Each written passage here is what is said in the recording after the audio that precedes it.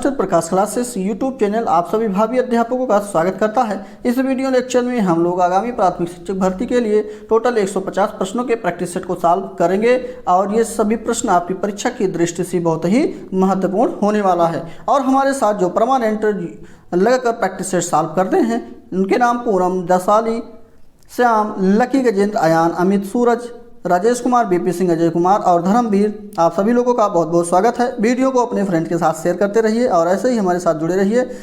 तो चलिए शुरू करते हैं हम लोग। और यह प्रैक्टिस सेट जो हम लोग सॉल्व कर रहे हैं यह एग्जामपुर से लिया गया है। एग्जामपुर का प्रैक्टिस सेट है। यह है बुक आपकी परीक्षा के लिए बहुत ही महत्वपूर्ण है। आप इसे अपने नज़दीकी बुक स्टोर से भी परचेज कर सकते हैं। तो चलिए हम लोग स्टार्ट करते हैं। पहला पोर्शन हिंदी का है जिसमें पहला और दूसरा क्वेश्चन जो आपको देखने के लिए मिलेगा ये गद्यांश से लिया गया है। ये देखिए गद्यांश है। इस गद्यांश को अच्छी तरह से पढ़ेंगे। गद्यांश यहाँ से पढ़ना है। जहाँ तक मैं समझता हूँ मेरी आत्मिक शक्तियों के विकास में बार्सिलोना और उसके निवासियों का सबसे सुंदर चित्रण भी सहायक नहीं हो सकता था। यहाँ से आपको पढ़ना है। ये स्टार्ट है। पहला पेज ये है। इसको थोड़े समय के लिए समय दिया जा रहा है, 10 सेकंड के लिए। आप लोग अच्छे से पढ़ लीजिए। चलिए उम्मीद है पढ़ लिए होंगे। नहीं पढ़ पाए तो वीडियो को रोकिए और आराम से पढ़ लीजिएगा। नेक्स्ट जो छूटा था उसको भी आप लोग देख लीजिए जिससे कि कमेंट बॉक्स में आप लोग भी आंसर को बना पाएँ। चलिए उम्मीद है कि देख लिए होंगे। बढ़ते हैं प्रैक्टिस सेट की तरफ। और पहला प्रश्न है व्यवहारिक जीवन में उपयोग में न आने वाली बातों को जानने या न जानने में फर्क नहीं पड़ता है। जानने या जानने से फर्क नहीं पड़ता है क्योंकि इसमें गद्यांश में किया गया है उस हिसाब से हम लोग आंसर को करेंगे। क्योंकि ये बातें जो हैं व्यवहारिक जीवन को प्रभावित नहीं करती हैं। बिल्कुल सही ऑप्शन यही गद्यांश में आपके है। सी बिल्कुल सही ऑप्शन हो जाएगा। नेक्स्ट प्रश्न पे चलेंगे और इसमें है कि कौन सा चित्रण है, कौन सा चित्रण के लिए उपयुक्त विशेषण नहीं है। मनोहारी, सौंदर्य, कलात्मक, सुंदर।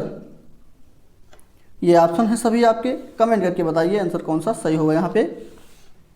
तो यहाँ पे सौंदर्य सही हो जाएगा क्योंकि सौंदर्य शब्द संज्ञा है ना कि विशेषण है। ध्यान रखिएगा। ठीक, तो यहाँ पे ऑप्शन नंबर क्या होगा? बी बिल्कुल सही ऑप्शन सौंदर्य हो जाएगा। ये संज्ञा पद है ना कि विशेषण। यहाँ पे विशेषण नहीं है, यही पूछा गया था।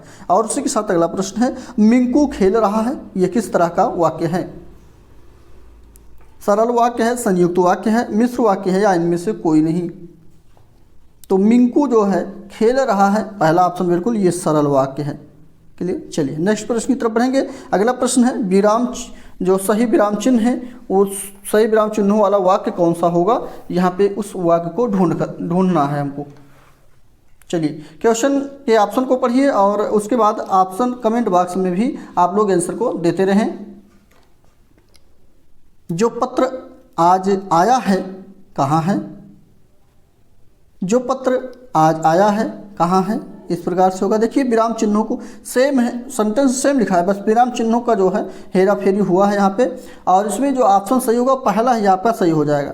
जो पत्र आज आया है बिल्कुल है, कामा लगाकर फिर कहाँ है, तो कहाँ है जो एक क्वेश्चन किया जा रहा है इसलिए यहाँ पे क्वेश्चन मार्क का चिन्ह लगा है, इसलिए पहला ऑप्शन बिल्कुल सही हो जाएगा। क्लियर। चलिए इसी के साथ नेक्स्ट प्रश्न में बढ़ेंगे। और अगला प्रश्न है कौन सा शब्द सकर्मक क्रिया है? इसमें लिखना, हंसना, रोना, सोना। सकर्मक क्रिया, क्रिया के साथ में जो कर्म जुड़ता है वो सकर्मक क्रिया कहलाता है। और यहाँ पे ऑप्शन नंबर आपका पहला ही सही हो जाएगा, यानी कि ए लिखना बिल्कुल सही ऑप्शन हो जाएगा। लिखना होगा तो कुछ ना कुछ तो लिखेगा ही भाई। तो इसीलिए तो इसमें क्रिया जुड़ा हुआ है, क्रिया के साथ जो है जुड़ा हुआ है। जैसे मान लेते हैं हमने लिखना कह दिया तो क्या लिखे, लिख रहा है तो क्या लिखेगा वो, कुछ ना कुछ तो लिखेगा ही। इसी प्रकार से ये सही हो जाएगा।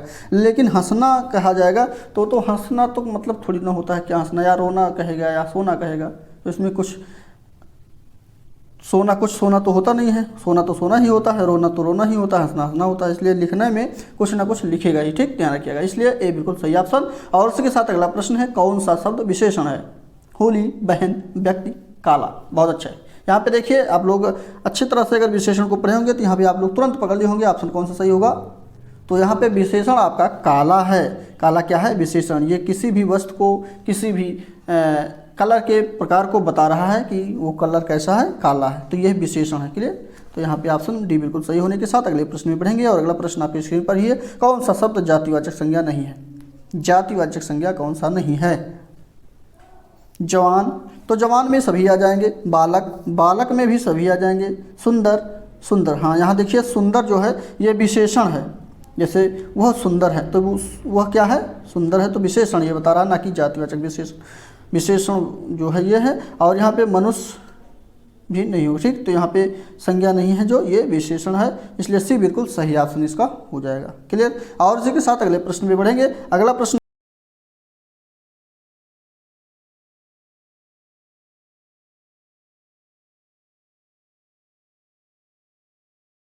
आपका, जिसने गड्ढा खोदा वही गिरेगा।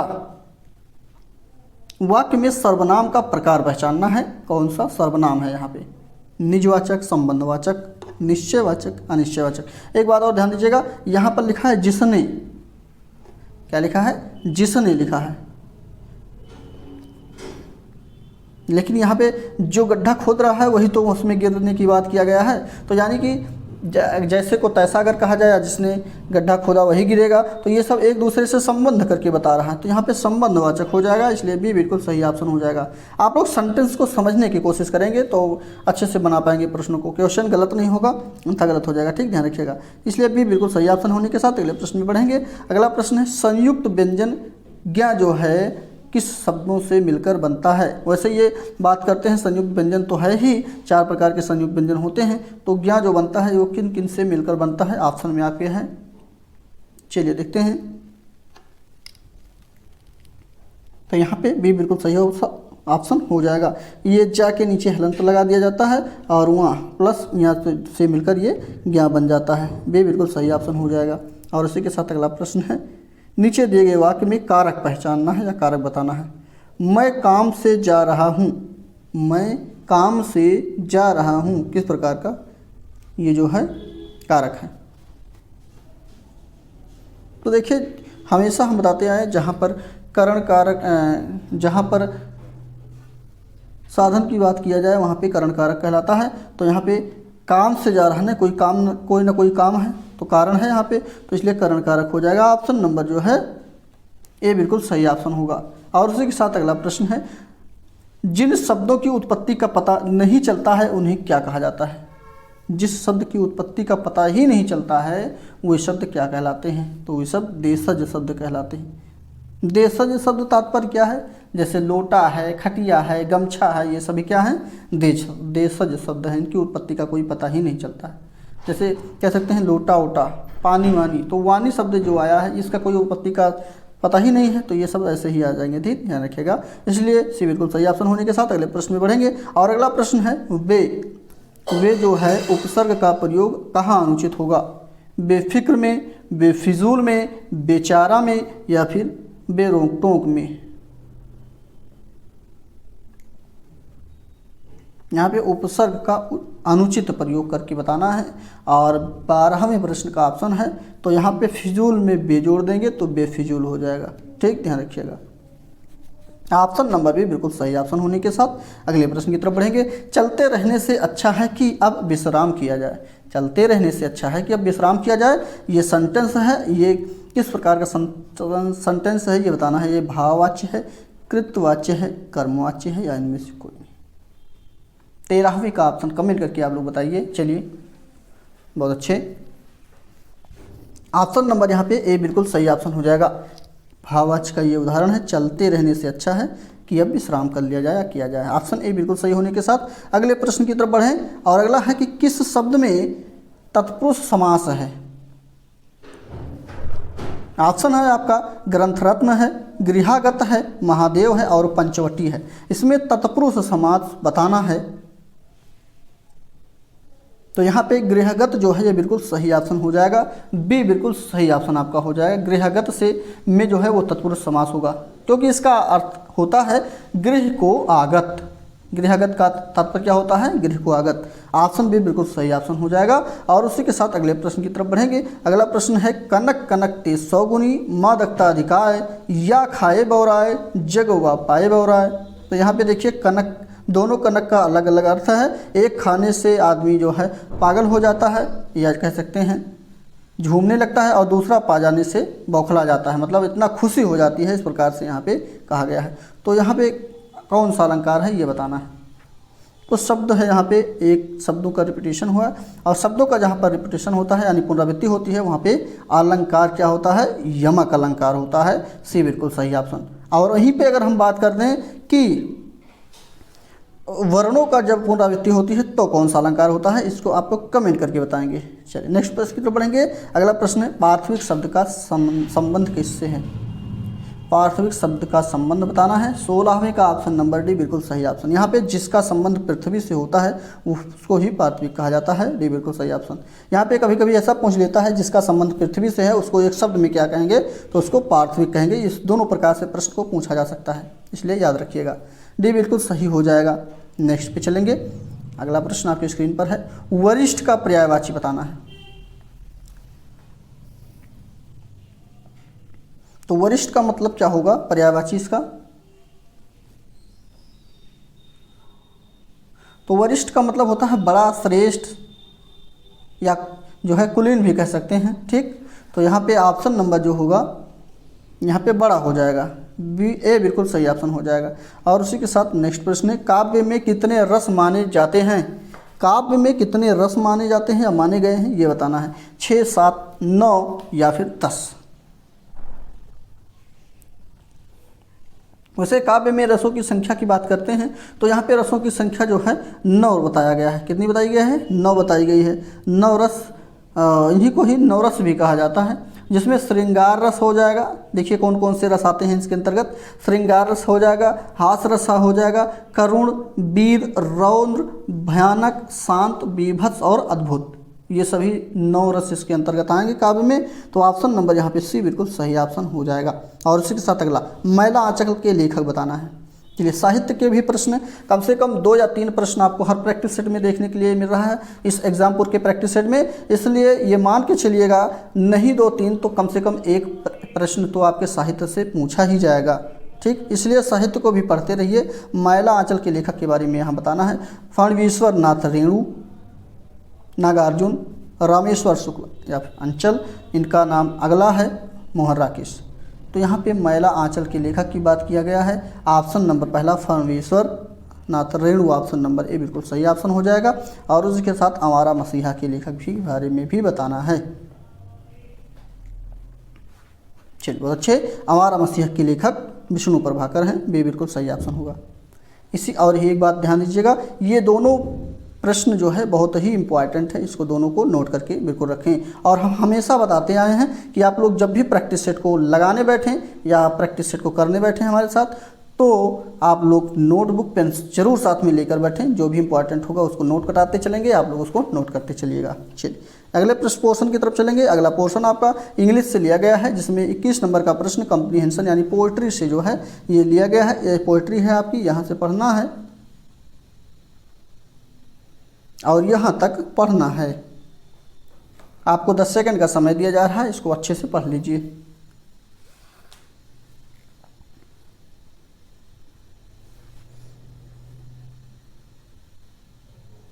चलिए उम्मीद है पढ़ लिए होंगे। बढ़ते हैं अगले प्रश्नों की तरफ। और 21 नंबर का प्रश्न, इसमें फिगर ऑफ स्पीच को बताना है। Like black birds, figure of speech को बताना है। फिगर ऑफ स्पीच का तात्पर्य है कि जो है कौन सा अलंकार, हिंदी में इसको अलंकार कहते हैं। ठीक, सिमिली, मेटाफर, ऑक्सीमोरॉन या फिर पर्सोनिफिकेशन।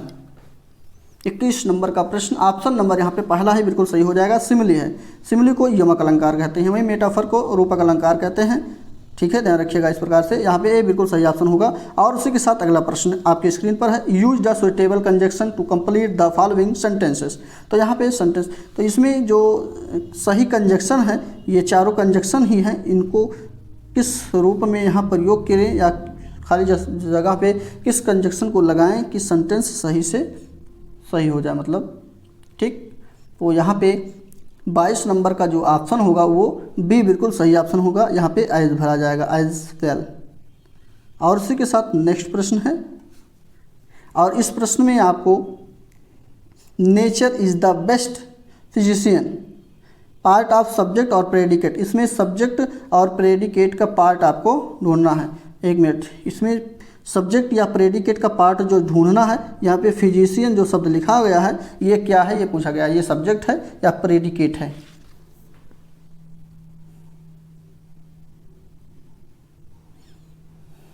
चलिए कमेंट करके आंसर बताइए, बहुत अच्छे कमेंट आप लोग का मिलता है तो हमारा भी मनोबल बढ़ता है। इसलिए यहाँ पे देखिए ध्यान से, फिजिशियन जो लिखा है यहाँ पे प्रेडिकेट का पार्ट है, विधेय जिसको हिंदी में कहा जाता है। ऑप्शन नंबर यहाँ पे प्रेडिकेट यानी पहला ही ऑप्शन सही हो जाएगा। और उसी के साथ बाकी और यहाँ तक नेचर इज द बेस्ट जो है ये आपका क्या है, ये सब्जेक्ट है, ध्यान रखिएगा। अगला प्रश्न 7 correct sentence in the reported speech of the following sentence. तो यहाँ पे करेक्ट रिपोर्टेड स्पीच को जो है करना है, तो यहाँ पर बी बिल्कुल सही हो जाएगा, खाली स्थान पर इफ भरा जाएगा। कामा और इन्वर्टेड कामा के स्थान पर इफ या वेदर लगाया जाता है। जिसमें सेंटेंस, जिसमें क्वेश्चन मार्क लगा होता है, यानी कि जो प्रश्नवाचक सेंटेंस होते हैं, तो यहाँ पे इफ भर दिया जाएगा। इफ सबसे सुइटेबल जो है होगा। ऑप्शन नंबर यहाँ पे बी बिल्कुल सही ऑप्शन होने के साथ अगले प्रश्न में पढ़ेंगे। और यहाँ पे सही आर्टिकल को भरना है। आर्टिकल के प्रकार 3 होते हैं, एक ए होता है, एक एन होता है, एक द होता है, ये ध्यान रखिएगा। चौथा ऑप्शन नाबदीज बना देते हैं। तो कभी कभी ऐसा होता है कि जो है ये लगता नहीं है कोई भी आर्टिकल, तो नाबदीज को भरना होता है। तो यहाँ पे 25 नंबर में ऑप्शन नंबर जो सही होगा वो पहला सही हो जाएगा, यहाँ पे डी भर दिया जाएगा, द। और इसी के साथ नेक्स्ट प्रश्न है 26 नंबर प्रश्नों के आंसर को जो है ये पैसेज से देना है, पैसेज को अच्छे से पढ़ेंगे। Ravi Varma was born on April 29th 1848 इन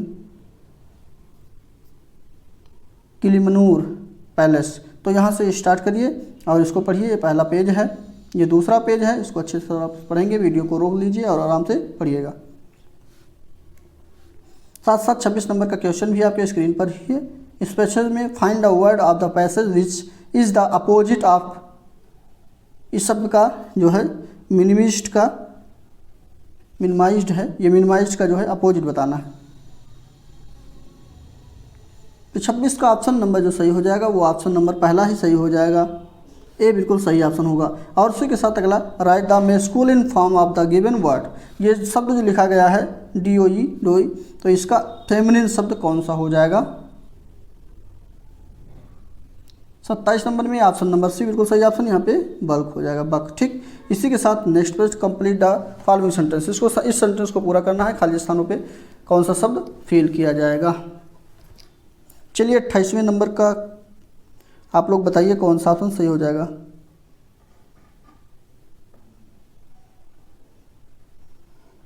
तो यहाँ पे 28वें का जो है वो भी बिल्कुल सही ऑप्शन आपका हो जाएगा, अराउंड भर दिया जाएगा। Let us sit around the table and sort out our differences. Next प्रश्न की तरफ बढ़ेंगे और 29 नंबर प्रश्न में आपको जो है करेक्ट एक्सप्रेशन बताना है कि कौन सा सही है इसमें। तो इसमें जो सही होगा वो भी बिल्कुल सही ऑप्शन होगा, योर सिंसियरली बिल्कुल सही ऑप्शन हो जाएगा, योर सिंसियरली। इसी के साथ आखिरी प्रश्न है ये 30 नंबर का प्रश्न और इसमें भी सी ऑप्शन आपका सही हो जाएगा। करंट सेंटेंस को ढूंढना था, वो भी ग्रामेटिकली जो करेक्ट होगा, तो सी बिल्कुल सही ऑप्शन है। We went near the station, A C option सही हो जाएगा इसका। इसके बाद संस्कृत के पोर्शन पे हम लोग पढ़ेंगे और संस्कृत में भी 10 प्रश्नों को कवर किया जाएगा। चलिए देख लेते हैं फटाफट। तो यहाँ पे एक शब्द लिखा है गायिका, इसमें संधि बताना है, कौन से संधि है आपका। चलिए देखते हैं। तो गायिका में अयादि संधि है, ऑप्शन नंबर यहाँ पे सी बिल्कुल सही ऑप्शन हो जाएगा। और इसी के साथ अगला प्रश्न है, ये शब्द में अव्यय का अर्थ क्या है।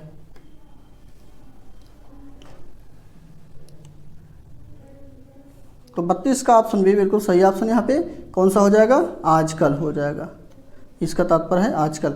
अगला हरि का प्रथम विभक्ति बहुवचन का रूप कौन सा है। यहाँ शब्द जो हरि लिखा है इसका प्रथम विभक्ति बहुवचन का रूप कौन सा होगा। तो यहाँ पे ऑप्शन पहला हरया बिल्कुल सही ऑप्शन हो जाएगा। और उसी के साथ अगला पीताम्बरः में कौन सा समास है। पीताम्बरः में समास सी बिल्कुल सही ऑप्शन, यहाँ पे बहुब्रीहि समास है पीताम्बरः में। नेक्स्ट प्रश्न में पढ़ेंगे, अत्युत्कृष्टः पद में कौन सा उपसर्ग प्रयुक्त हुआ है। चलिए 35 नंबर का डी बिल्कुल सही ऑप्शन अति हो जाएगा। क्या हो जाएगा? अति हो जाएगा। और उसी के साथ अगला वर्धमान पद में कौन सा प्रत्यय है, ये भी बताइए। तो 36 में वर्धमान शब्द में जो है जो प्रत्यय लगा हुआ है वो सानच प्रत्यय लगा हुआ है। सानच से बिल्कुल सही ऑप्शन यहाँ पे दिया गया है। और उसी के साथ अगला प्रश्न है, आय का उच्चारण स्थान क्या है? ऐसे ही प्रश्न आपके सुपर टेट की परीक्षा में आएंगे, ध्यान रखिएगा। कोई अलग से या कहीं मंगल ग्रह पर से प्रश्नों को नहीं लेकर आएंगे। जो भी आप लोग पढ़े हैं सेम उसी से ही पूछा जाएगा। बस आप लोग ऐसा करिए कि रिवीजन करते रहिए और प्रैक्टिस सेट परमानेंट रेगुलर हमारे साथ करते रहिए, क्योंकि हम भी आप लोग के लिए ही ये सब कर रहे हैं। इसमें आपका कोई चार्ज नहीं पड़ रहा है, बस आप लोग को 1 घंटे का समय देना है और 150 प्रश्नों को कवर कर लेना है। तो चलिए वीडियो को अपने दोस्तों यार दोस्तों के साथ भी शेयर करते रहिए, जिससे कि आपके यार दोस्त भी जो है वीडियो को देखते रहें। तो आय का जो है उच्चारण स्थान की बात किया गया है यहाँ पे। ऑप्शन नंबर बी बिल्कुल सही ऑप्शन हो जाएगा। ये कंठ तालु होता है। क्या होता है? कंठ तालु। ऑप्शन बी बिल्कुल सही ऑप्शन।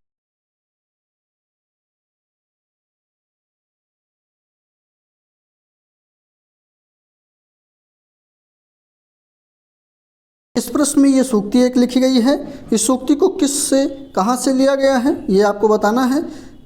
प्रश्न आपके स्क्रीन पर है, चारों ऑप्शन पढ़िए और बताइए इसको कहाँ से लिया गया है।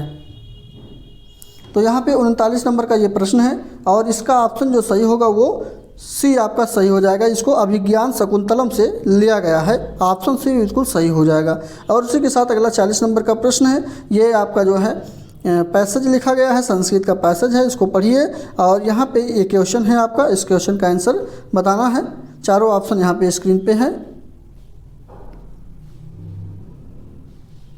लिखा है का हिमालयात प्रवाहित, तो गंगा है, कृष्णा है, गोदावरी, नर्मदा। ऑप्शन नंबर यहाँ पे ए बिल्कुल सही हो जाएगा। इसका तात्पर्य यह है कि गंगा जो है कहाँ से प्रवाहित होती है। तो ये गंगा जो है, माफ़ कीजिए, हिमालय से कौन सी नदी प्रभावित होती है, इसका तात्पर्य यह है तो गंगा प्रभावित होती है। यहाँ पे ए बिल्कुल सही ऑप्शन होगा। और उसी के साथ अगला प्रश्न आपके स्क्रीन पर विज्ञान से लिया गया है। 10 प्रश्न में भी हम लोग कवर करेंगे। तो चलिए देखते हैं पहला प्रश्न। 41 नंबर का प्रश्न है, खाली स्पेस है। किस रसायनों का एक समूह है, कौन सा एक रसायनों का समूह है जो कोशिका विभाजन और पौधों के गठन को प्रभावित करता है? यहाँ पे ऑप्शन पहला ही सही हो जाएगा। साइटोकाइनेसिस जो है ये रसायनों का एक समूह होता है जो कोशिका विभाजन और पौधों के गठन को प्रभावित करता है। ये बिल्कुल सही ऑप्शन हो जाएगा। और उसी के साथ अगले प्रश्न पे चलते हैं। इसमें किसी परमाणु के उच्चतम ऊर्जा स्तर में स्थिर इलेक्ट्रॉनों को क्या कहा जाता है? तो यहाँ पे ध्यान दीजिएगा, उच्चतम ऊर्जा स्तर में जो स्थिर इलेक्ट्रॉन होते हैं उसको संयोजकता इलेक्ट्रॉन्स कहे जाते हैं।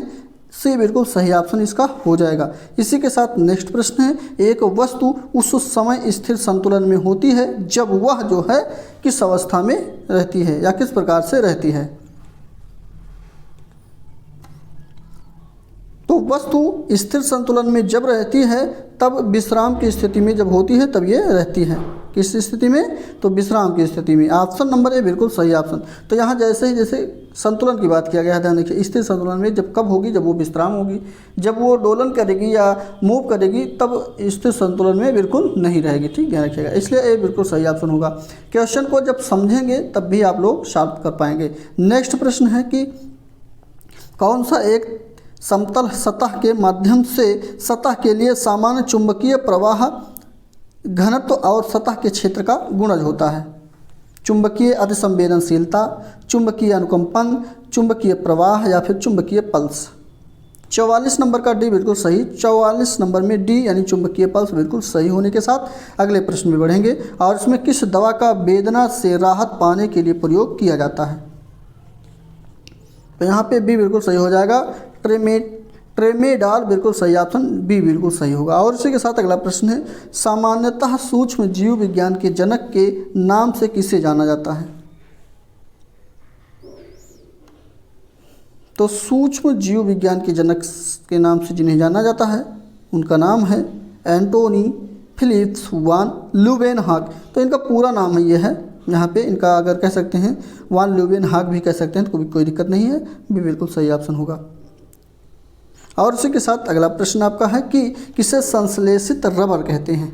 संश्लेषित रबर का नाम है नियोप्रीन। ऑप्शन नंबर सी बिल्कुल नियोप्रीन बिल्कुल सही हो जाएगा। नेक्स्ट पे चलेंगे।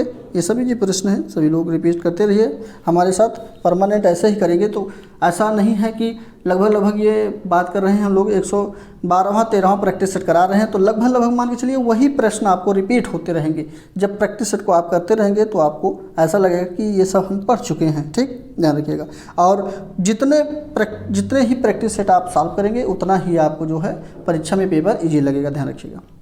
इसी के साथ अगला प्रश्न है कि एक लिफ्ट में एक समान वेग के साथ नीचे जा रही है। एक लिफ्ट है और वो जो है एक समान वेग के साथ नीचे जा रही है, तो उसमें किसी व्यक्ति का स्पष्ट वजन जो होगा वो कितना हो जाएगा। कम होगा, स्थिर होगा या अधिक होगा। इस प्रकार से प्रश्न के ऑप्शन दिए गए हैं। जैसे इसमें पढ़िए, उस वजन से अधिक जब व्यक्ति स्थिर रहता है, बिल्कुल नहीं। उसमें दोगुना वजन जब स्थिर रहता है, बिल्कुल नहीं। उस वजन से कम जब व्यक्ति स्थिर रहता है, बिल्कुल सही। यहाँ पे ऑप्शन नंबर जो है सी बिल्कुल सही ऑप्शन हो जाएगा। जब लिफ्ट में आप खड़े होंगे तो जिस वर्तमान में जितना वजन आपका होगा लिफ्ट में, जब लिफ्ट नीचे जाने लगेगी तो आपका वजन क्या होगा, कम महसूस। अपने आप कभी अगर आप लिफ्ट में चले होंगे तो आपको ऐसा ही फील हो जाता होगा खुद। यहाँ पे सी बिल्कुल सही ऑप्शन होगा। अगला प्रश्न है, आरएनए का प्राथमिक कार्य क्या होता है। तो आरएनए का प्राथमिक कार्य यही है कि प्रोटीन का ये संश्लेषण करता है, इसलिए भी बिल्कुल सही ऑप्शन प्रोटीन संश्लेषण बिल्कुल सही ऑप्शन हो जाएगा। और बात करते हैं आरएनए के ही, तो आरएनए जो होता है ये राइबोसोम पर चिपके रहते हैं और ये जो है आनुवांशिक वाहक होते हैं। आरएनए क्या होते हैं, वायरस के आनुवांशिक वाहक होते हैं, ध्यान रखिएगा। तथा आरएनए केंद्रक में पाया जाता है। आरएनए कहाँ पाया जाता है, केंद्रक में पाया जाता है। और इसका ऑप्शन बी बिल्कुल प्रोटीन संश्लेषण, यहाँ पे जो ऑप्शन दिया है ये उसका सही आंसर है। नेक्स्ट 50 नंबर का प्रश्न है, उच्च सांद्रता के क्षेत्र से उसकी कम सांद्रता वाले क्षेत्र की तरफ एक कोशिका झिल्ली के माध्यम से होने वाले अणुओं के संचालन को क्या कहा जाता है। यहाँ पे सक्रिय आवागमन, क्या सक्रिय आवागमन कहा जाता है। ऑप्शन नंबर यहाँ पे सी बिल्कुल सही ऑप्शन हो जाएगा। और उसी के साथ अगला प्रश्न आपके स्क्रीन पर है, जो मैथ से लिया गया है, यानी गणित का पोर्शन है। गणित के पोर्शन को हम लोग स्किप करेंगे, इसमें 20 प्रश्न हैं। इसको सर के द्वारा अलग से वीडियो पढ़ाया गया है।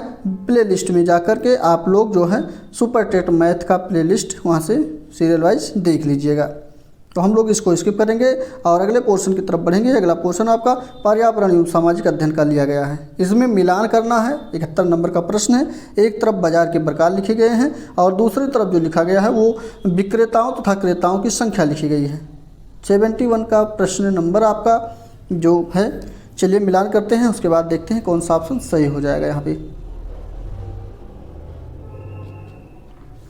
चलिए देखिए, पहला अल्पाधिकार है, तो अल्पाधिकार जो है वो मिलान कर देंगे आपको बी से। कुछ बड़े विक्रेता तथा अत्याधिक क्रेता जो होते हैं उनको अल्पाधिकार कहा जाता है कुछ, लेकिन एकाधिकार जो है, यहाँ पे एकाधिकार क्या होता है, तो एकाधिकार जो होता है एक क्रेता परंतु अत्याधिक, एक विक्रेता परंतु अत्याधिक क्रेता, उसको एकाधिकार कहा जाता है। ये बिल्कुल सही हो जाएगा। बाकी बचा है तीसरे का ए से मिलान कर देंगे, ये हो जाएगा। यानी पूर्ण प्रतियोगिता जो है वो अत्याधिक विक्रेता तथा अत्याधिक विक्रेता तथा क्रेता दोनों जो है पूर्ण प्रतियोगिता, बिल्कुल सही ऑप्शन हो जाएगा। और यहाँ पे पहला ही ऑप्शन आपका सही हो जाएगा। देखिए पहला ऑप्शन आपको मिल रहा होगा, बिल्कुल सही होगा। और इसी के साथ अगला प्रश्न है कि कौन जल प्रदूषक नहीं है। जस्ता, तांबा, निकेल, सोडियम हाइपोक्लोराइड जो है, इनमें कौन सा जल प्रदूषक नहीं है, तो डी बिल्कुल सोडियम हाइपोक्लोराइड जो है ये जल प्रदूषक नहीं होता है। डी बिल्कुल सही ऑप्शन होगा। इसी के साथ अगला प्रश्न है, मेरियाना गर्त की बात किया गया है। यहाँ पे मेरियाना गर्त पृथ्वी के पानी में सबसे अधिक गहरा गर्त है, बिल्कुल सही है। सबसे गहरा गर्त जो पृथ्वी पर है पानी में वो मेरियाना गर्त ही है। और ये जो है प्रशांत महासागर में पाया जाने वाला ग्रह है। यह किस महासागर में, अच्छा ये तो मैंने पहले ही बता दिया, लीजिए। तो ऑप्शन नंबर यहाँ पर डी प्रशांत महासागर बिल्कुल सही ऑप्शन आपका हो जाएगा। ठीक, चलिए नेक्स्ट प्रश्न है, संपूर्ण भारतीय संविधान के निर्माण में संविधान सभा को कितनी समय जो है लगा है, कितना समय लगा है संविधान को बनाने में या लिखने में कह सकते हैं। ये तो सभी को पता है, यहाँ पे ऑप्शन बी बिल्कुल सही ऑप्शन, 2 वर्ष 11 माह और 18 दिन का समय लगा है, ये बिल्कुल सही ऑप्शन और ये लिखा भी गया है। इसी के साथ अगला प्रश्न है, 1528 में किसके कौन यानी कि किसने चंदेरी में राजपूतों को हराया था। 1528 में जो युद्ध हुआ था उस समय चंदेरी को किसने हराया था। तो यहाँ पे बाबर के द्वारा जो है चंदेरी में राजपूतों को हराया गया था। ऑप्शन नंबर बी बिल्कुल डी बिल्कुल सही ऑप्शन होगा, बाबर। और उसी के साथ अगला प्रश्न है, 76 नंबर का प्रश्न है। इसमें भी अच्छा ठीक है 76 का मिलान करना है। इसमें पूछा गया है कि कौन आहार श्रृंखला का निर्माण करते हैं। तो यहाँ पर डी ये सभी हो जाएंगे। घास को बकरी खाएगी, बकरी को मानव खाएगा। ठीक, माफ़ कीजिए मानव कह रहे हैं, मानव क्या मानव खाते ही हैं, लेकिन यहाँ पे जो है सभी जो है यहाँ श्रृंखला की बात किया गया है, आहार श्रृंखला की, तो डी बिल्कुल सही ऑप्शन होगा। और उसी के साथ अगला प्रश्न आपका है, मिलान करना है, वैश्वीकरण से क्या होगा। चलिए देखते हैं, बताइए फटाफट ऑप्शन को। तो यहाँ पहले को बी से मिला देंगे। वैश्वीकरण का तात्पर्य है विभिन्न देशों के लोगों, कंपनियों तथा सरकारों के बीच अंतःक्रिया एवं एकीकरण की प्रक्रिया, ये बिल्कुल सही है। और उसी के साथ अगला दूसरे को सी से मिला देंगे। निजीकरण का तात्पर्य है कि विराष्ट्रीयकरण या विनिवेश कहलाता है ये। और उसी के साथ उदारीकरण जो होता है वो अंतर्राष्ट्रीय व्यापार पर प्रतिबंध कम करना या हटाने की प्रक्रिया ही उदारीकरण होता है। ठीक, तो यहाँ पे ऑप्शन नंबर जो सही होगा वो आपका बी बिल्कुल सही हो जाएगा। और उसी के साथ अगले प्रश्न की तरफ बढ़ेंगे। अगला प्रश्न है कि स्वच्छ जल परितंत्र में लैंटिक आवास का उदाहरण कौन सा है।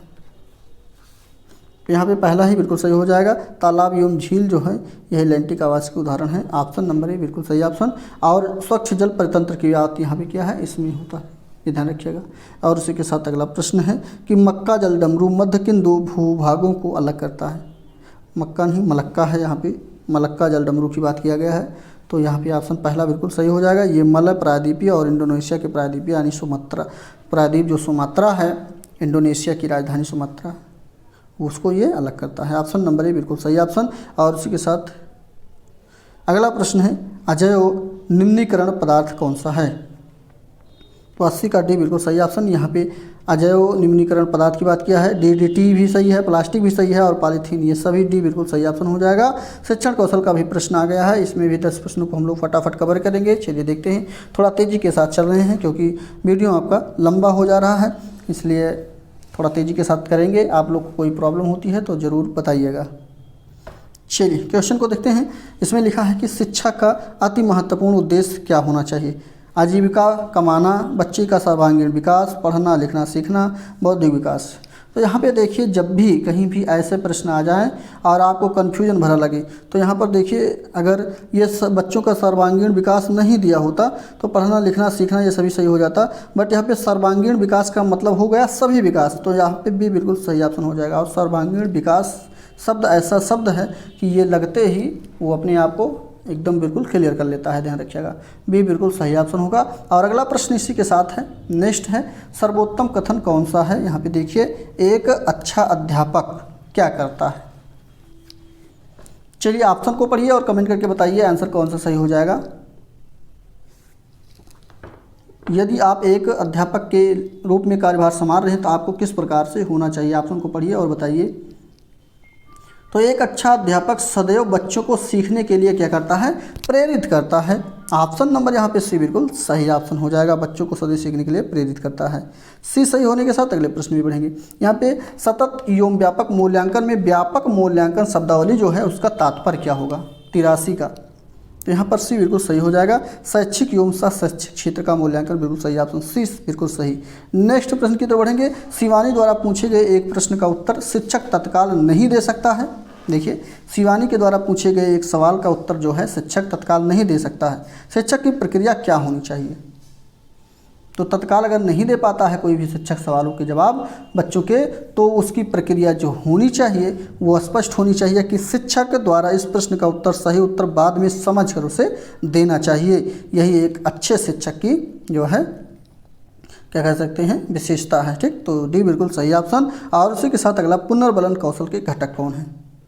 पुनर्बलन कौशल के घटक जो हैं वो आपको उपरोक्त सभी के अंतर्गत आ जाएंगे, जैसे पुनर्बलन का समुचित उपयोग करना, हाव भाव तथा अन्य शाब्दिक संकेतों का प्रयोग करना, या फिर प्रशंसात्मक कथनों का प्रयोग करना। तो डी बिल्कुल सही ऑप्शन, यही पुनर्बलन के घटक हैं। नेक्स्ट है, निःशुल्क तथा अनिवार्य शिक्षा संविधान के किस अनुच्छेद में आती है? निःशुल्क और अनिवार्य की बात किया गया है, जिसमें 6 वर्ष से लेकर के 14 वर्ष के बच्चों को निःशुल्क और अनिवार्य शिक्षा देने का प्रावधान किया गया है। और ये अनुच्छेद जो है 21A के अंतर्गत किया गया है, और 21A के अंतर्गत इसको जो किया गया है वो बिल्कुल सही ऑप्शन हो जाएगा। क्लियर? इसी के साथ अगला प्रश्न लेते हैं, जिसमें जिला प्राथमिक कार्यक्रम कब प्रारंभ किया गया? तो ये जो है 1997 में, ये बिल्कुल सही ऑप्शन, बिल्कुल फैक्ट है। थोड़ा तेज़ी के साथ नेक्स्ट है, छात्रों को ठीक, शाबाश, बहुत अच्छा, ये शब्द को कहना किस प्रकार का ये शब्द है? ये यहाँ पे ये जो है सकारात्मक शाब्दिक पुनर्बलन है। ऑप्शन नंबर सी बिल्कुल सही हो जाएगा। यहाँ पे इस शब्द को इस शब्द का प्रयोग करने से छात्र जो होते हैं वो जो है प्रोत्साहित होते हैं, और उनका आंतरिक मनोबल क्या होता है? बढ़ जाता है, यानी आंतरिक प्रेरित हो जाते हैं वो, और उनका भी जो है मन नहीं लगता है पढ़ाई में, तो और भी मन लगने लगता है। इसलिए सी बिल्कुल सही ऑप्शन होगा। और उसी के साथ नेक्स्ट प्रश्न है, वर्तमान समय में शिक्षक की भूमिका किस प्रकार से होती है? तो वर्तमान समय में शिक्षक की जो भूमिका है वो स्पष्ट है, सुगमकर्ता के रूप में, कहीं कहीं आपको ऑप्शन के रूप में सुविधादाता के रूप में भी दिया जाता है। तो सुविधादाता या सुगमकर्ता बिल्कुल सही ऑप्शन होगा, ये ध्यान रखिएगा। और उसी के साथ नेक्स्ट, कलकत्ता मदरसा किस सन में खुला था? तो कलकत्ता मदरसा 1781 में खुला था। ऑप्शन नंबर ए बिल्कुल सही। नेक्स्ट है, बाल मनोविज्ञान का प्रश्न है। इसमें पहला प्रश्न है, प्रतिभाशाली होने का संकेत कौन सा नहीं है? तो ऑप्शन को पढ़ेंगे तभी तो पता चलेगा कौन सा नहीं है। तो दूसरों से लड़ाई झगड़े करना या झगड़ना लड़ना, ये जो है प्रतिभाशाली होने का संकेत नहीं करता है। तो भी बिल्कुल सही ऑप्शन, स्पष्ट है, इसमें कोई बात नहीं है। नेक्स्ट की बात करें तो विशिष्ट बालकों की शिक्षा हेतु शिक्षक को ध्यान देना चाहिए। तो किस पर ध्यान देना चाहिए? बहुत अच्छे, यहाँ पे ध्यान देना चाहिए कि व्यक्तिगत आवश्यकताओं व समस्याओं पर बिल्कुल भी दिक्कतें ना आए। जैसे कह सकते हैं कि जो व्यक्तिगत आवश्यकता हो या समस्या हो, उस पर शिक्षा के लिए बच्चों विशिष्ट छात्रों के मध्य कोई भी दिक्कतें ना, यही ध्यान देने योग्य बातें हैं शिक्षक को। तो यहाँ पे सी बिल्कुल सही ऑप्शन होगा। और यही अगला प्रश्न है, एक कक्षा में व्यक्तिगत विभिन्नताओं के क्षेत्र कितने हो सकते हैं? किस प्रकार से हो सकते हैं या क्या हो सकते हैं? सीखने के, रुचि के, चरित्र के, या इन सभी के? चलिए ऑप्शन कमेंट करिए फटाफट। तो यहाँ पर डी बिल्कुल इन सभी के भी चरित्र हो सकते हैं, डी बिल्कुल सही ऑप्शन होने के साथ अगला प्रश्न आपका है, एक बच्चा ANT यानी एंट को TAN टैन पढ़ता है। अच्छा एक मिनट, यहाँ पढ़ता नहीं है, अंतर नहीं कर पाता है, मतलब जब वो पढ़ता है तो समझ नहीं पाता है। तो एंट को ANT को TAN पढ़ता है, या STARED को STARTED में अंतर नहीं कर पाता है। तो इस स्थिति में क्या हो सकती है? तो इस स्थिति में डिसलेक्सिया है। ऑप्शन नंबर यहाँ पे भी बिल्कुल सही है। डिसलेक्सिया ऐसी विकार होते हैं जो मानसिकता यानी कि पठन विकार से संबंधित होता है, ध्यान रखिएगा, भी बिल्कुल सही ऑप्शन। और इसी के साथ अगला प्रश्न है, क्रिया प्रसूत अधिगम किसके नाम से जाना जाता है? क्रिया प्रसूत अधिगम का सिद्धांत जो है ये स्किनर के नाम से जाना जाता है।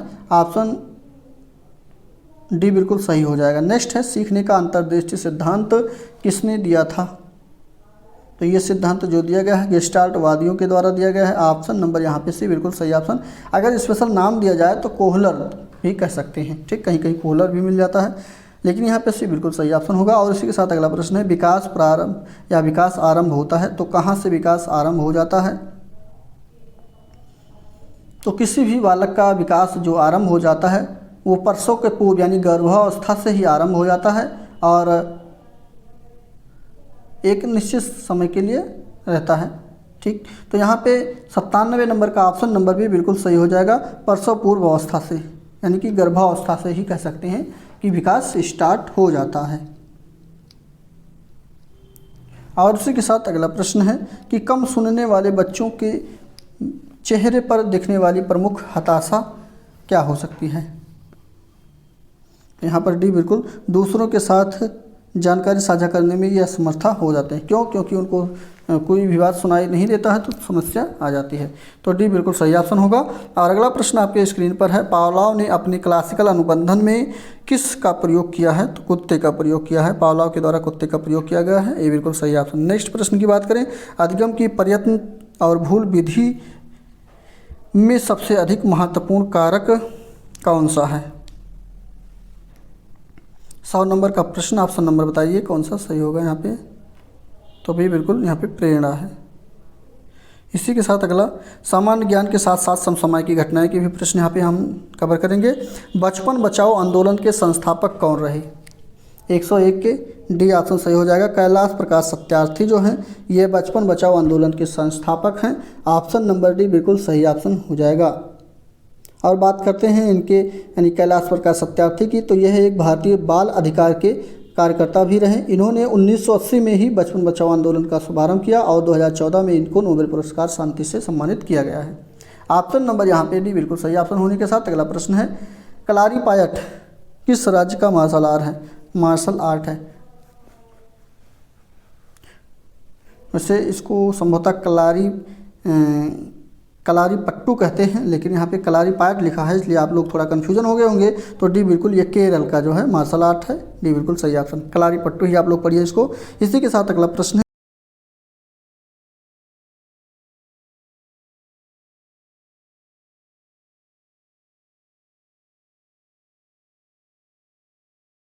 संयुक्त राष्ट्र संघ कब अस्तित्व में आया? संयुक्त राष्ट्र संघ कब अस्तित्व में आया?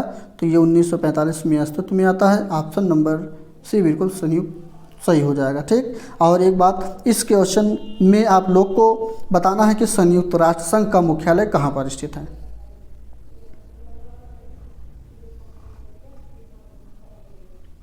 और इसकी बात करते हैं 1945 में तो होता है, लेकिन 24 अक्टूबर के रूप में हम लोग जो है इसको संयुक्त राष्ट्र संघ दिवस भी मनाते हैं। 24 अक्टूबर 1945 को यह अस्तित्व में आता है, इसकी स्थापना होती है, ऐसा कह सकते हैं। और 50 देशों ने इस पर एक साथ हस्ताक्षर किया था। इसी के साथ अगला प्रश्न है, शिव कुमार शर्मा किसके प्रसिद्ध वादक हैं? तो यहाँ पे इसका ऑप्शन जो सही हो जाएगा वो सी बिल्कुल सही ऑप्शन हो जाएगा। संतूर वादक हैं शिव कुमार शर्मा, ऑप्शन सी बिल्कुल सही ऑप्शन हो जाएगा। और इसी के साथ अगला प्रश्न है, किस स्मारक को भारत का राष्ट्रीय स्मारक कहते हैं? भारत का राष्ट्रीय स्मारक किस स्मारक को कहा जाता है? तो इंडिया गेट को कहा जाता है। ऑप्शन नंबर ए बिल्कुल सही ऑप्शन हो जाएगा।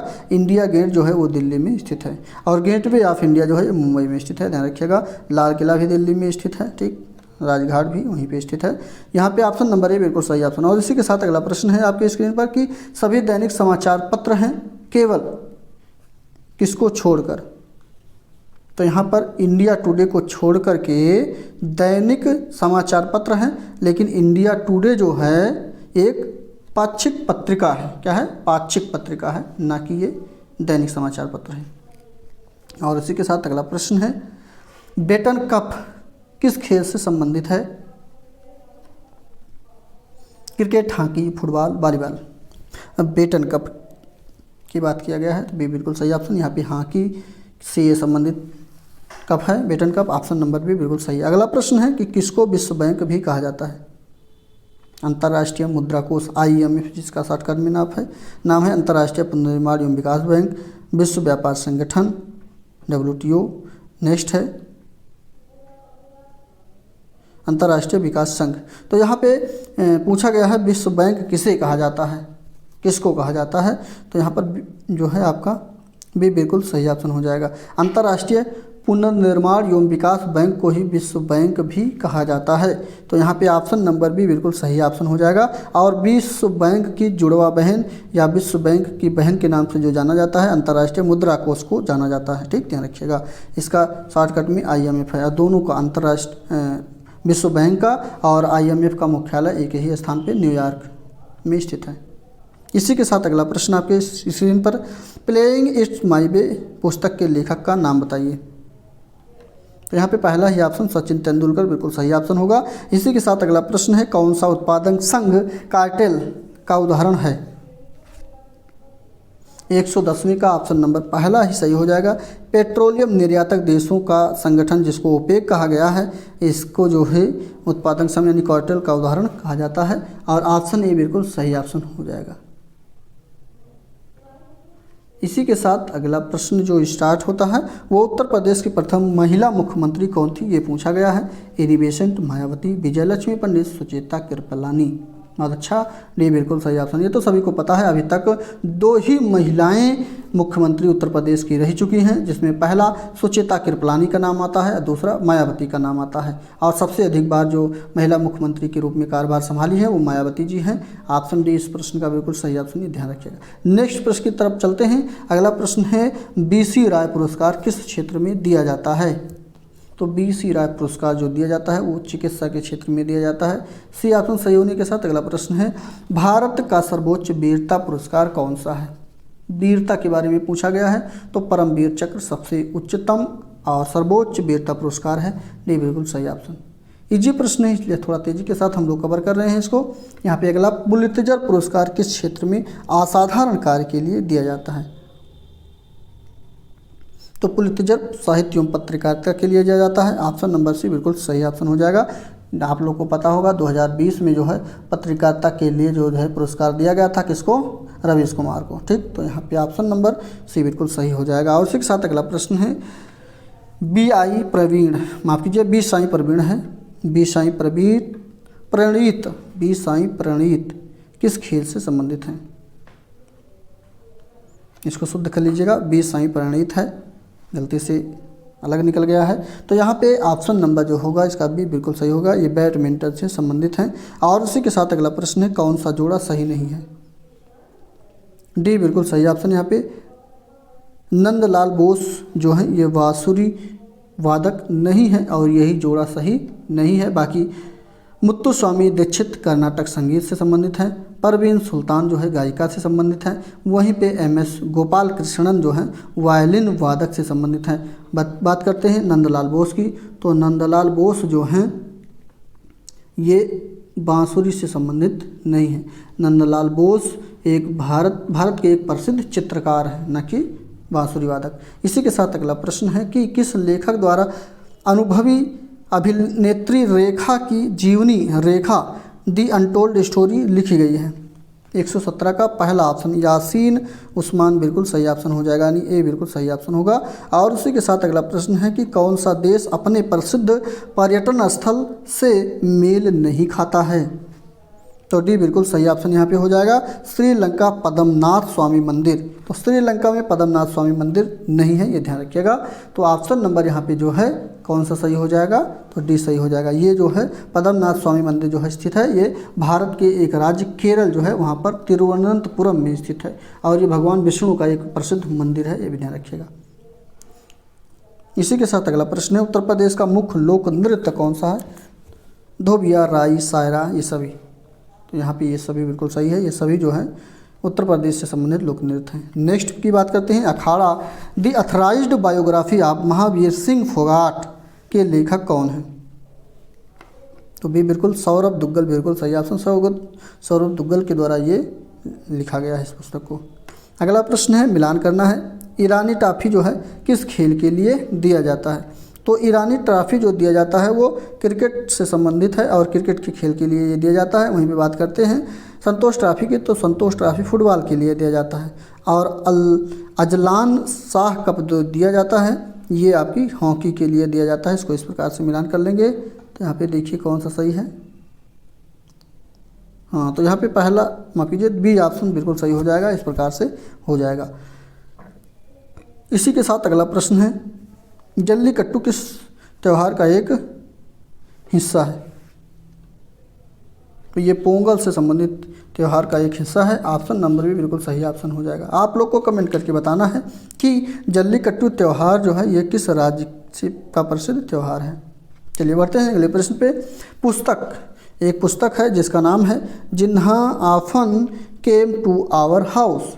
इसके लेखक कौन है? तो इसके लेखक किरण दोषी। ऑप्शन नंबर ए बिल्कुल सही ऑप्शन। नेक्स्ट पेपर बढ़ेंगे। यहाँ पे महाबलीपुरम स्थित एकाश्मीय शैल मंदिरों का प्रसिद्ध नाम क्या है? बहुत अच्छा प्रश्न है। ऑप्शन नहीं बिल्कुल सही, रथ नाम है इसका। क्या नाम है? रथ। ये ऑप्शन सही होने के साथ बढ़ेंगे अगले प्रश्न पे। और इसमें बुरादे से ढकी हुई बर्फ जल्दी से क्यों नहीं पिघलती है, ये पूछा गया है। चलिए, ये एक प्रकार से कहा जाए तो एक प्रश्न साइंस का प्रश्न है, बट यहाँ पे पूछा गया है तो इसको देना ही है इसके आंसर को। तो सी बिल्कुल सही ऑप्शन होगा। इसमें बुरादा में उष्मा का बुरादा जो होता है उष्मा का कुछ अलग होता है, इसलिए बर्फ़ जल्दी से नहीं पिघलती है, इसलिए सी बिल्कुल सही ऑप्शन होगा। अगला प्रश्न है जल चौगान पोलो, यानी कि जल चौगान जो होता है उसको पोलो कहा जाता है। तो इसकी एक टीम में कितने खिलाड़ी होते हैं ये बताना है।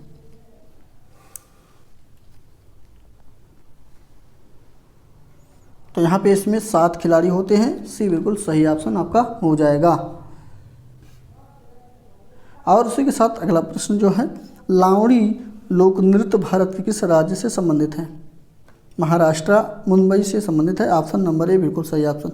अगला प्रश्न है आज़ाद बचपन की ओर नामक पुस्तक के लेखक किसके द्वारा लिखी गई है? तो ये कैलाश सत्यार्थी के द्वारा लिखी गई है। ऑप्शन नंबर ए बिल्कुल सही ऑप्शन। और मैंने अभी कैलाश सत्यार्थी के बारे में ऊपर इनकी जीवनी या इनके बारे में अच्छे से बताया था। और उसी के साथ अगले प्रश्न में बढ़ेंगे। तो अगला प्रश्न एगमार्क क्या होता है? चलिए देखिए और बताइए एगमार्क क्या है। तो 129 का डी ऑप्शन यहाँ पे गुणवत्ता गारंटी की मोहर जो है यही एगमार्क है। ऑप्शन डी बिल्कुल सही ऑप्शन हो जाएगा। इसी के साथ अगला प्रश्न है नासिक में कुंभ मेला किस नदी के तट पर लगता है? नासिक में कुंभ मेला गोदावरी नदी के तट पर लगता है। ऑप्शन नंबर डी बिल्कुल सही ऑप्शन हो जाएगा। और ये कुंभ मेला देश के 4 धार्मिक स्थलों पर कह सकते हैं। पहला नासिक में जो यहाँ पे दिया गया है वो महाराष्ट्र में पड़ता है, यहाँ पे लगता है गोदावरी नदी के किनारे। और दूसरा जो है वो उज्जैन मध्य प्रदेश में क्षिप्रा या शिप्रा नदी के किनारे कह सकते हैं, वहाँ पे लगता है। तीसरा जो है हरिद्वार उत्तराखंड में गंगा नदी के किनारे लगता है। और चौथा उत्तर प्रदेश में ही प्रयागराज के नामक स्थान पर गंगा, यमुना और सरस्वती के संगम स्थलों पर लगता है। और ये प्रत्येक 12 वर्ष के अंतराल पर लगता है। ये सब आप लोग बिल्कुल याद करके रखिएगा। क्लियर? चलिए इसी के साथ अगला पोर्शन आपका आता है। और अगला पोर्शन आपका तार्किक ज्ञान यानी रीजनिंग से लिया गया है। रीजनिंग के केवल ऑप्शन को हम बताएंगे, आप लोग इसको सॉल्व करिएगा, हमारे साथ मिलान करिएगा। इसमें 5 प्रश्न आपको देखने के लिए मिलेगा। तो बी ऑप्शन इसका बिल्कुल सही हो जाएगा। यहाँ पे ब्लड रिलेशन का प्रश्न है, ये इसमें बनाएंगे तो पिता आपका आएगा।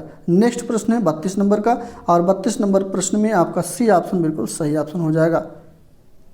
किस प्रकार से अफगानिस्तान की राजधानी काबुल है, उसी प्रकार से चीन की राजधानी बीजिंग है। बाकी सभी गलत है। अगला प्रश्न है यानी 33 नंबर का।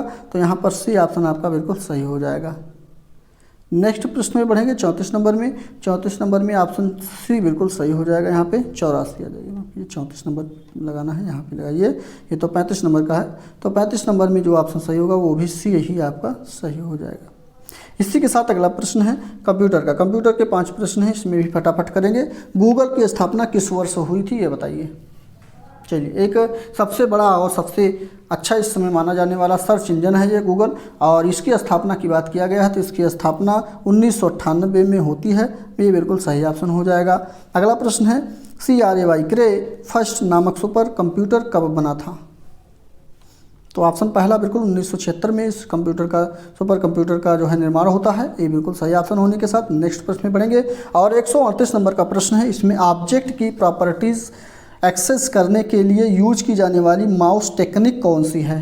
138 का ऑप्शन नंबर यहाँ पे जो सही होगा वो कौन सा सही हो जाएगा? राइट क्लिक द्वारा, लेफ्ट क्लिक द्वारा, दोनों बटनों एक साथ के द्वारा या इनमें से कोई नहीं। तो यहाँ पे ध्यान दीजिएगा, ऑब्जेक्ट की प्रॉपर्टी एक्सेस करने की बात किया गया है और भी यूज करने वाली माउस टेक्निक की। तो यहाँ पे राइट क्लिक द्वारा इसको यूज किया जाता है। ये बिल्कुल सही हो जाएगा। नेक्स्ट प्रश्न की बात करें, अगला प्रश्न है कि बोर्ड में फंक्शन की संख्या कितनी होती है। तो यहाँ पे पहला ही ऑप्शन सही हो जाएगा 12। कीबोर्ड में फंक्शन की संख्या कितनी होती है, 12 होती है। ये बिल्कुल सही ऑप्शन होगा। अगला प्रश्न है, सॉफ्ट कॉपी एक आउटपुट है तो हार्ड कॉपी क्या है। तो सॉफ्ट कॉपी एक आउटपुट है तो हार्ड कॉपी एक प्रिंटेड आउटपुट है। ऑप्शन नंबर यहाँ पे भी बिल्कुल सही ऑप्शन। इसी के साथ अगला जीवन कौशल प्रबंधन एवं अभिवृद्धि के प्रश्न भी 10 प्रश्न हैं, इसको भी फटाफट हम लोग देख लेते हैं। तो व्यावसायिक संगठनों ने अपनी संस्था में किन तत्वों को रखा है। ईमानदारी, पारदर्शिता, जवाबदेहिता या ये सभी। तो यहाँ पे आप लोग पता हो गया होगा, ये सभी बिल्कुल सही हो जाएगा क्योंकि व्यावसायिक संगठनों में अपनी संस्था में सभी को रखा गया है। डी बिल्कुल सही ऑप्शन हो जाएगा। इसी के साथ अगला प्रश्न है, एक आंतरिक बल जो प्रोत्साहित करता है और व्यवहार परक प्रक्रिया के लिए बाध्य करता है एवं उस प्रक्रिया को विशिष्ट दिशा उपलब्ध कराता है, उसे क्या कहा जाता है। अध्यावसाय, संवेग, वचनबद्धता, अभिप्रेरण। तो 142 का ऑप्शन नंबर जो सही होगा वो डी अभिप्रेरण बिल्कुल सही ऑप्शन हो जाएगा। और उसी के साथ अगले प्रश्न की बात करें तो अगला प्रश्न, एक शिक्षक को क्या करना चाहिए।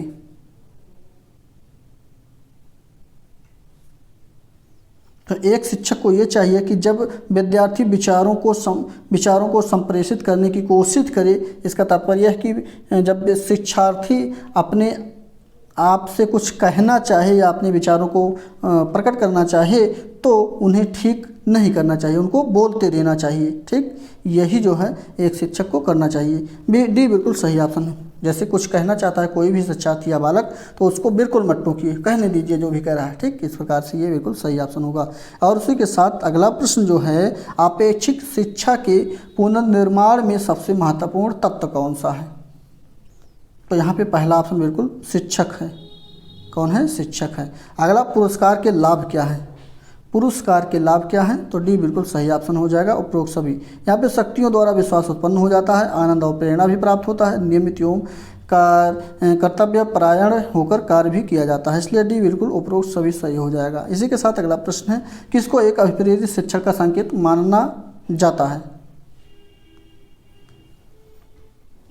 तो विद्यार्थियों के द्वारा जो प्रश्न किया जाता है या प्रश्न पूछा जाता है उसी को अभिप्रेरित शिक्षण का संकेत माना जाता है कि बच्चे प्रेरित हैं और पढ़ाई में मन लग रहा है, इसलिए प्रश्न को कर रहे हैं। इसलिए ए बिल्कुल सही ऑप्शन होने के साथ अगले प्रश्न की तरफ बढ़ते हैं। और अगले प्रश्न में बहुत अच्छा प्रश्न ये संविधान से लिया गया है। इसमें मूल कर्तव्यों का विवरण संविधान के किस भाग में दिया गया है, और वो भी भारत के नागरिकों के लिए। ये कहा गया है कि भारत के नागरिकों के लिए मूल कर्तव्यों का विवरण संविधान के किस भाग में दिया गया है। भाग 1, 2। तो नागरिकता से संबंधित जो भाग है वो आपका, माफ कीजिए, मूल कर्तव्यों से संबंधित है। तो मूल कर्तव्यों से संबंधित जो भाग है वो भाग 4 का है। 4 का ए या 4 का भी कह सकते हैं। सी बिल्कुल सही ऑप्शन होगा। कहीं कहीं अंग्रेजी में जो मिलेगा तो 4 का ए मिलेगा। अगला प्रश्न है, संवैधानिक मूल्य नहीं है समानता, बंधुत्व, प्रेम, स्वतंत्रता। तो संवैधानिक मूल्य जो नहीं है वो प्रेम नहीं है। ऑप्शन नंबर सी बिल्कुल। देखिए, संवैधानिक मूल्य का तात्पर्य यह होता है कि जो संविधान में लिखित हैं। तो यहाँ पे समानता है, बंधुत्व है और स्वतंत्रता है, ना कि प्रेम। ऑप्शन नंबर सी बिल्कुल सही ऑप्शन। ये शब्द को उसमें जिक्र नहीं किया गया है। इसी के साथ अगला प्रश्न है, आपकी कक्षा में एक छात्र देर से आता है तो आप जो है क्या करेंगे। तो जाहिर सी बात होगा कि बच्चे देर से आते हैं तो इसका कारण क्या हो सकता है, उसके कारण के जानने की जो है चर्चा करें, मतलब कारण को जानने का पता लगाएंगे कि क्या कारण से वो बच्चा देर आता है।